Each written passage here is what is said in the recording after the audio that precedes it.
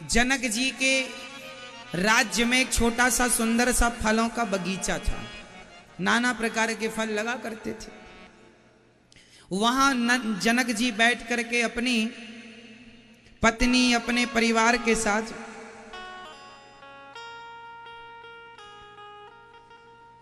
नाच गाना वहां पर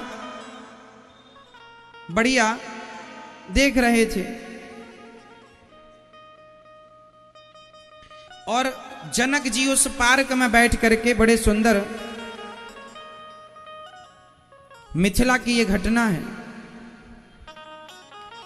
नाच गाने का आनंद ले रहे थे। तभी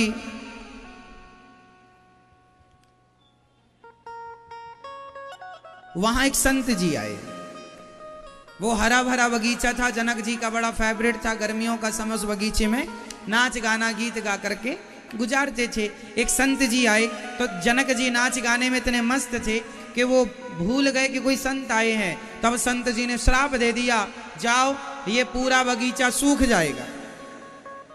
राजा ने मुझे देखा नहीं, मेरा सम्मान नहीं किया, बगीचा में मस्त है, ये बगीचा से बड़ा प्यार है इनके, हरी भरी, जाओ सूख जाए। अब जनक जी ने देखा सब पेड़ पौधे तुरंत सूख गए। जनक जी ने कहा, महाराज क्षमा करो, हम मस्त थे भजन कीर्तन में, समझ ना पाए कि आप आए। अब आप ऐसी कृपा करो कि हमारा बगीचा बड़ा हरा भरा हो जाए, क्योंकि हमें बड़ा प्यार है इस बगीचे से।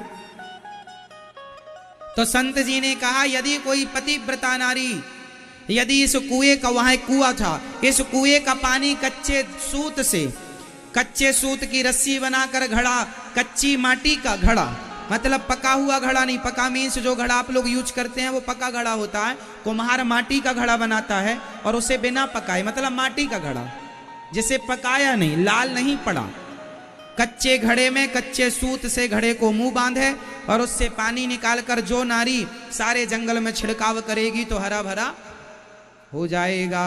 अब जनक जी ने तुरंत सुनैना मैया की तरफ देखा। सुनैना मैया ने कहा, सो तो हम सब कर लेंगी, पर थोड़ा भी धागा टूट गया तो लोग बड़ा हंसेंगे, इसलिए हम रिस्क नहीं लेंगे।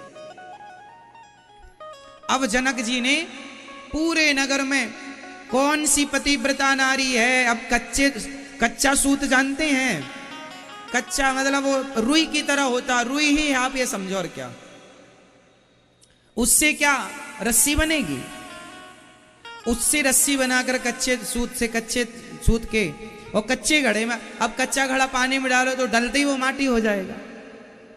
अब कोई पतिव्रता नारी हो सो करे। अब जनक जी बड़े परेशान, कौन करे, सबको बड़ी लाज शर्म आ रही थी। यदि चलो कर, अच्छा सबको क्या था ना, कर तो सब लेती, क्या माता सीता की माँ क्या पतिव्रता नहीं थी, लेकिन कॉन्फिडेंस नहीं था, विश्वास नहीं था। जैसे आप लोग कर तो सब लेंगे, आप भी बड़े आदमी बन सकते हैं, आप भी सफल आदमी बन सकते हैं, लेकिन आपके अंदर विश्वास की, कॉन्फिडेंस की कमी है। करें कि नहीं करें, आगे जाएं कि नहीं जाएं।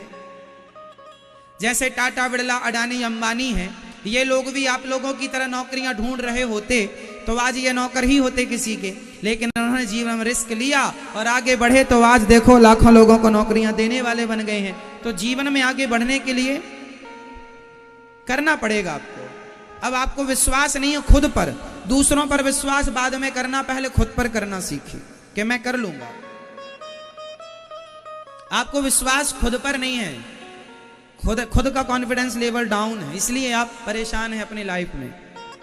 विश्वास नहीं आपको अपने ऊपर कि आप कर पाएंगे, जबकि आप कर सब लेंगे।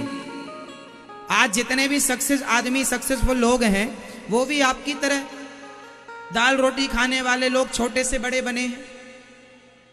क्यों जी? कोई गरीब आदमी से बड़ा बना, कोई डायरेक्ट बड़े आदमी के घर में बड़ा पैदा हुआ, ऐसे कम लोग हैं कि पैदा होते ही बड़ा था, बाप दादों का नाम संभाला, बहुत कम लोग हैं ऐसे। बाकी नीचे से ऊपर जाने वाले लोग ज्यादा हैं।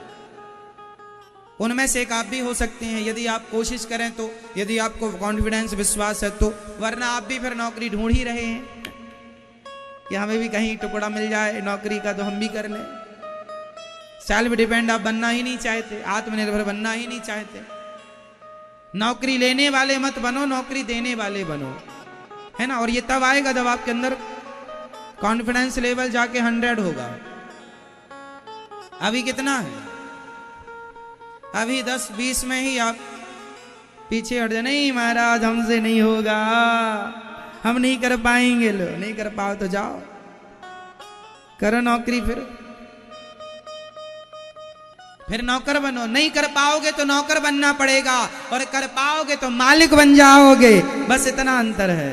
सारी जिंदगी के लिए नौकर फिक्स हो गए हैं आप, यदि नहीं कर पाए तो, और कर पाए तो फिर मालिक बन जाएंगे।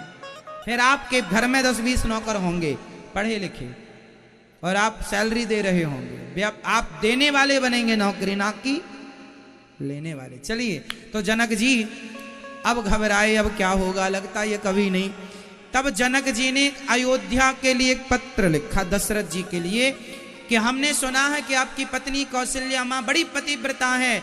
हमारे यहाँ एक बगीचा सूख गया है, यदि वो आए कच्चे सूत की रस्सी बनाकर कच्चे घड़े में बांधकर पानी निकाल कर डालें तो हो जाए काम। दशरथ जी ने पत्र पढ़ा, कौशल्या माँ को दिया, कहा जरा तैयार हो जाओ चलेंगे। क्योंकि कौशल्या मैया से बड़ी पतिव्रता उस युग में कहां थी। कौशल्या मैया ने अपना सूटकेस पैक किया, तो जो दासी उनके कमरे में झाड़ू लगाने वाली थी, तो आज उन्होंने पूछ लिया, मां कहां जा रही हो? कौशल्या जी बोली, कुछ नहीं बेटा, ओ आज जनक जी के यहाँ बगीचा सूख गया है, कह रहे हैं आके जरा पानी डाल दो तो ठहरा हो जाएगा। पतिव्रता नारी उनको मिल नहीं रही है। तो दासी बोली, इतना काम करने आप क्यों जा रही है, मैं ही डाल के आ जाती हूं। तो मां कौशल्या के कमरे में झाड़ू लगाने वाली दासी बोली, आपको जाने की जरूरत, इतने से काम के लिए मां आप क्यों जाओगी, मैं जाती हूं, तू कर लेगी। हाँ आपका आशीर्वाद दो, जा आशीर्वाद। जो रथ मां कौशल्या के लिए तैयार हुआ तो उस पर महारानी बैठ के गई। अब दशरथ जी ने को सेना भी भेज दी, सुरक्षा राज्य से। अब जनक जी को लगा के कौशल्या जी आ रही हैं, और बड़ी खूब तैयारी, ढोल नगाड़े बज रहे हैं। और जब रथ पर बैठी महारानी, तो जनक जी ने प्रणाम किया, जय हो मां कौशल्या मैया, बड़ी सुंदर थी। अरे कौशल्या मैया ही की तो दासी हैं, कोई सामान्य थोड़ी होंगी, वो उनकी दासी भी सामान्य थोड़ी होंगी। जनक जी ने प्रणाम किया, तो दासी ने कहा, महाराज हमें प्रणाम ना करो। क्यों? आप तो कौशल्या मैया ना, हम कौशल्या मैया नहीं, हम उनकी दासी हैं। झाड़ू लगा रही थी, कपड़े भी नहीं बदले, वैसे ही आ गई हैं। जनक जी ने कहा, आप कर लोगी? हाँ चलो बताओ कहां तुम्हारा बगीचा। गई तो सूत पड़ा था। दशरथ जनक जी ने सब इकट्ठा कर रखा था, कच्चा घड़ा कच्चा सूत।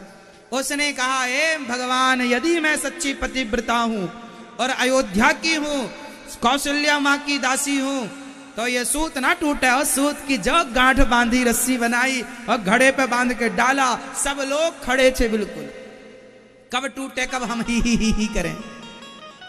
कुछ लोग तो मजे ही लेने बैठे होते हैं। और वो दासी बड़े कॉन्फिडेंस, देखिए विश्वास क्या होता है, मैं कर लूंगी। डाला घड़ा कुएं में और पानी भर के खींचा, काहे को टूटे घड़ा। पतिव्रता है, कोई हरी गहरी छोड़ी है।